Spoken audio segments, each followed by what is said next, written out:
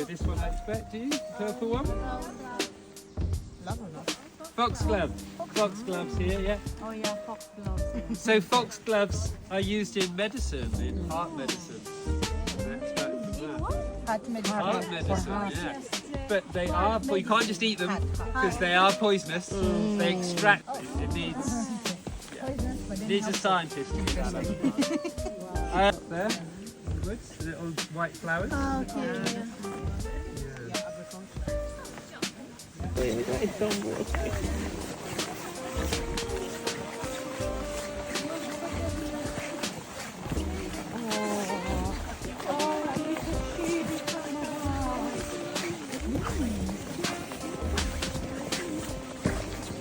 If you break that word up, you've got the word torment and the word ill. If you're in torment, if you're in pain or you're ill, it can help you. So it's used as the roots of that flower. The roots of the flower were used as a painkiller. And these old oak trees, when they're fully mature, can support an enormous variety of life, right? Up to 2,000 different species, both plants and animals. So there's just so many different habitats in an oak tree. They're deeply creviced, furrowed bark, so that gives lots of space for lots of different insects in there. You get bank voles we saw earlier near the centre. You'd like to see them around the edges or underneath the roots. Then in between the branches, you see where they split? In between there is quite, you get soil forming, you get lots of ferns. So in there's a really good habitat for things like tree shrews, for example. And because you've got the rodents and you've got the insects in there, then you get things like owls that will live in an old tree if they've got a space to live in there. Yeah, because these oak trees, they grow in a particular way. So the first 300 years is sort of young age for an oak tree. About 300 to 600 is middle age for an oak tree. Does anyone know how old they get to? No, 1,000. About 1,000 years old, yeah. So there's one in Oxfordshire which is over 1,000 years old. And they used to have council meetings inside the tree. That big. They put a table and chairs inside the tree. Wow. Because when they reach old age, what happens is they hollow out. So sometimes you might have heard about people chopping down oak trees. They said, oh, they're dead, they're dangerous, they're dying. But they could take 300 years to die because they slowly rot from the inside, so they're still supported with the shell on the outside. And because they kind of rot from the inside out, that creates another space for animals to live in, like owls, so bigger animals. So you can't really just, you've got to have a pretty big garden to be able to leave it. So like mine, every couple of years, well every year I have to cut bits off it so it doesn't get too big. Sorry? Of estimating how old the tree is without cutting it down, yes. Hugging the tree, yes. You might have seen this before. So, obviously what we're going to do now is find out how many people we can get around the tree, because each adult arm span is about 100 years of growth. Okay? Any guesses? How many people do you think we can get around that tree? Five. 4. Okay. 6. Okay, 4 to 6. So let's find out. We've got some volunteers who are going to go and hug the tree. Go for it. Let's see. We'll find out.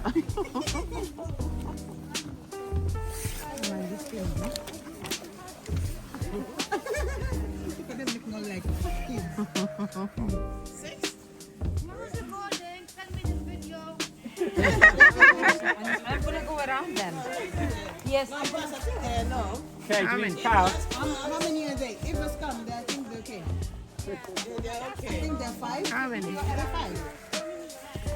How many is there? How many are there? Hold on, we'll work it out. 1, 2, 3. If I say they count, Probably the 6. ones that 5. Probably 6. Trees, the sheep are looking at us. Like, what are they doing? 6.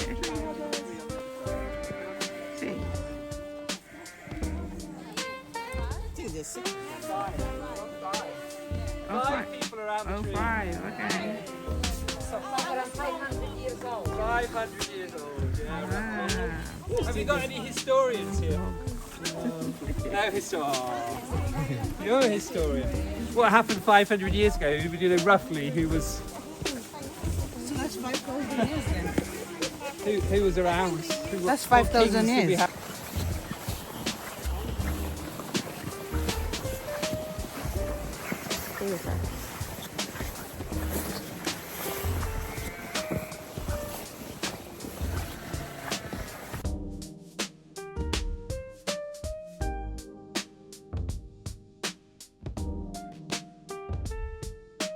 Anaphylaxis, do you?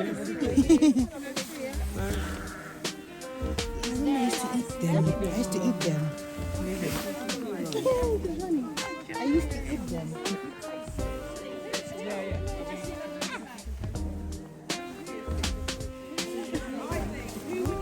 Here. I don't want to taste. You want to taste? That's a fish now. I used to eat it. Tasted it. I used to eat it. Are you eating it now? Yeah. I used to eat it. How does it taste? It's actually like Talk to me. How does it lemon kind of feeling. taste? Is it? Yeah, but it's like a fruity feeling. Before you eat it. Exactly. You I already ate it. Check with I already you. ate it. And eat it. That's it. Yeah. If anybody does want to try some, I can pick some for you, or just check with me. Yeah, that's it. Yeah.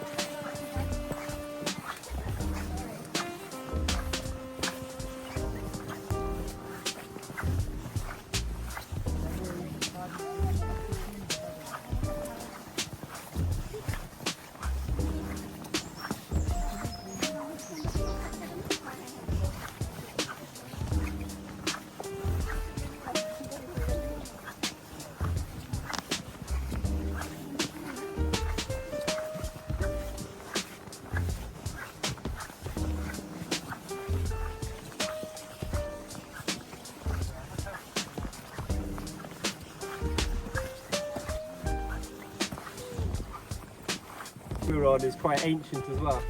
And we know the track's ancient because if we look at the land on the sides, it's higher than the track.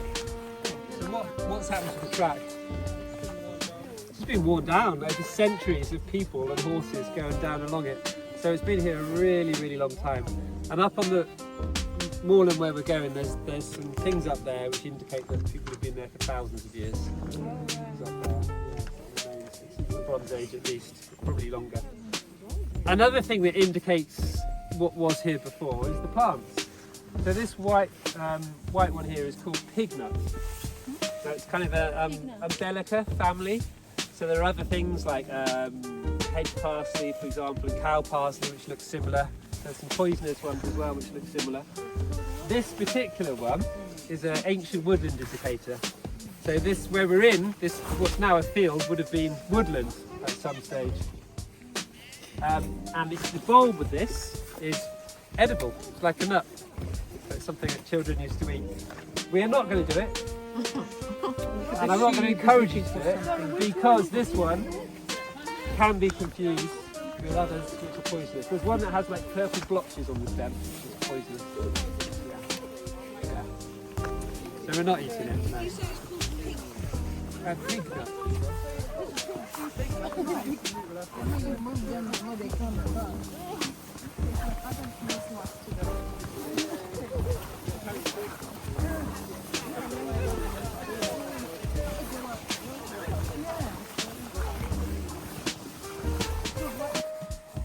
That's all they have to do.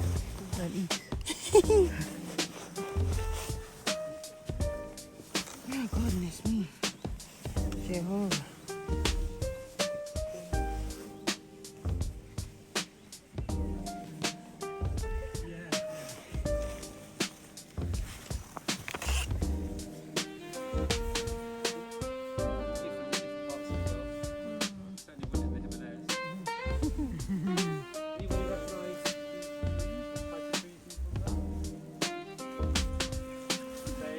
Quite common, but they're becoming less common.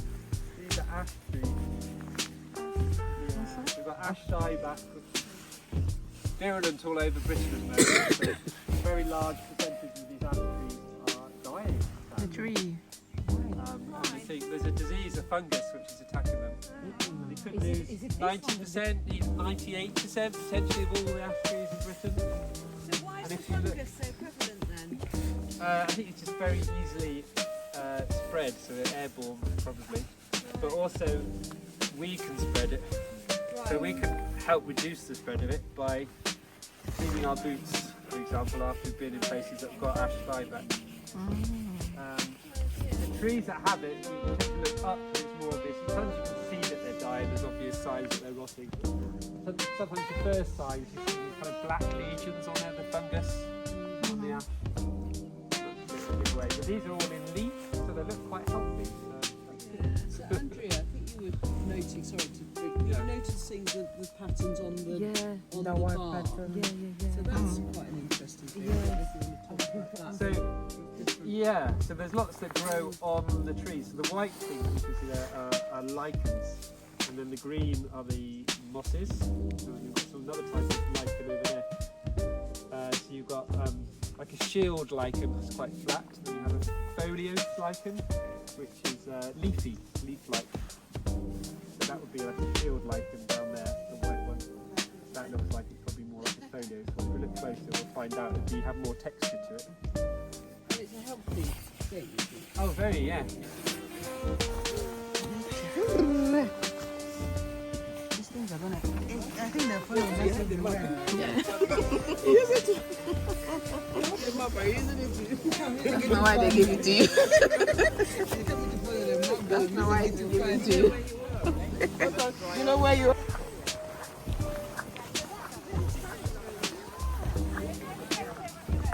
Are you okay? Yeah? What time did you say? Yeah, it's so tight.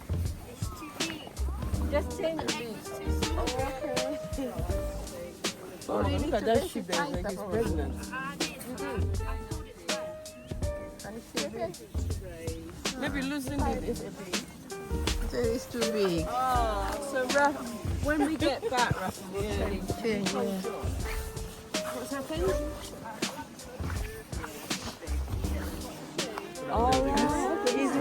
Drive around the other side of Village centre. Visitor center, and then the Brecon Beacons National Park Visitor Centre. and then they will tell you like which they will tell us like which, let's say, hiking routes are there. Yeah. All sorts Yeah. of things like that. What's that house? It's a centre. That's why there's a visit. Brecon Beacons National Park Visitor Centre. So if you were visiting like information. Yeah, and it will give you information. Do your personal hiking. So, I don't know, probably, do you want to know a little bit about the national park? I don't know much. So, we're right in the middle, pretty much, of the Brecon Beacons National Park. So if you, often when you Google it, it kind of puts a pin here. So we get people coming up to the centre quite often, looking for the waterfalls, which aren't anywhere near here, where we're going tomorrow. But Google sends them this way, because we're in the national park. Recently, about a couple of years ago, they reverted its name to its original name really, Brycheiniog. So the Brycheiniog were the tribe that used to live here, and they're named after King Brucken, who was their leader, 4th and 5th centuries. And they're a Celtic tribe in the area, and Banai is peaks, so it's the peaks of the Brycheiniog people. That's what it's named after. And it's about 500 square miles, the whole national park. But they don't own all the land. They own some of the land in the national park, but a lot of the land is privately owned. The common that we're on here is owned by the national park. However, the farmers who've lived here for generations have grazing rights on it. So they're ancient common rights, which means that they can allow their animals to graze on here. But there are certain conditions about how many animals they can do and how long they can graze for, which helps protect the environment. So if we look at this compared to the fields we're in over there, what are the visual differences? Higher, shorter, shorter grass, yeah. It's closely cropped grass there because they've got lots of sheep. They need lots of grass for the sheep to eat. There was a rule that if you could build your house overnight, then you could claim that plot of land. But that's going back centuries. So goes the story. I don't know how true that is, but that's the story. Sorry?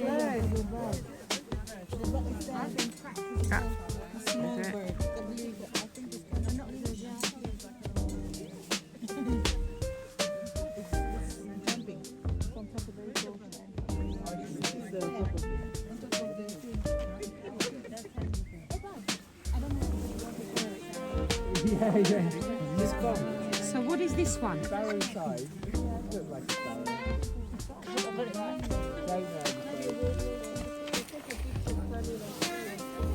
My battery is 35. Easy. Picture she's doing video. Yes, maybe a lot. It's not every day you see this. So loads of skylarks around here. Now you might see them split off with the bracken. By our feet as well, this little white flower we have here is called bed straw. So people used to put it in their beds, and so there's one called Mary's bed straw is the yellow one. This is Heath bed straw, and the yellow one they used to think would invoke the protection of the Virgin Mary. So Welsh people are quite superstitious. So they would literally put that in their bed to keep away the evil spirits. Wow. So if you want to sleep well tonight, a little bit of white. Which one? Generally, you don't want to be picking flowers, but there's a lot of this. The white one. The white one. White ones, yeah. What these ones? Yeah. Oh, let's take some. That'll do. You don't need to sleep too well. You've got early for breakfast. You're sleeping that well. Trust me, we'll all sleep well today. Just put a little bit of Trust me. We are gonna have a good sleep. The climb. What the? The climb. I'm doing log climbing for the first time ever. I'm gonna be unsure. I think my pants are gonna be falling. Cause it's crazy. Definitely. Hi people. What's up? What's up? You know when you stand on top and take a picture of that? It would be nice, isn't it? Yeah. Don't forget everyone. We do roly poly. Who wants to do roly poly? you will start. You go here and start rolling. Everyone is gone. Yeah.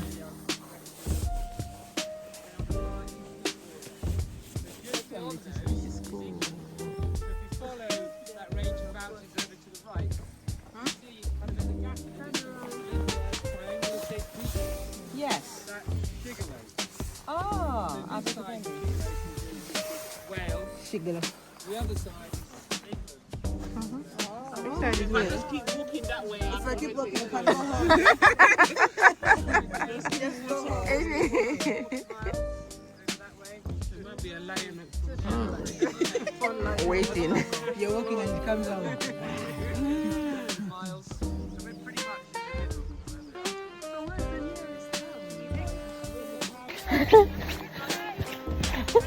I'm the one running behind.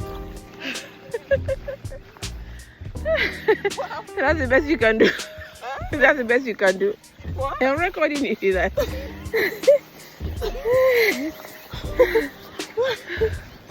Oh gosh. Sleep tonight. Are you taking? You need to come to the front. That's one here. You fall. One more than four, eh?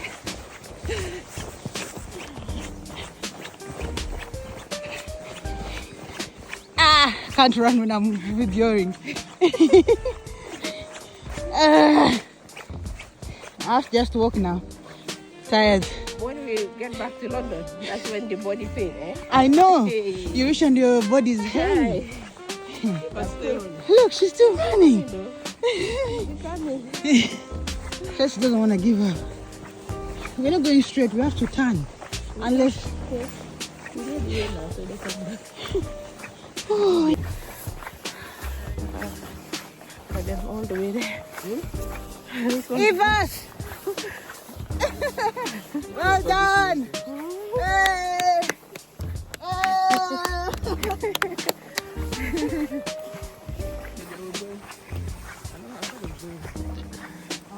Where is she going? Evas! Nosy. Nosy person. She knows. She's ready. No, that one is Fatima. Oh, okay. Fatma! Fatma! Where are you running to? You'll get your medal at the end of the. You're going to get your medal. trip. Go.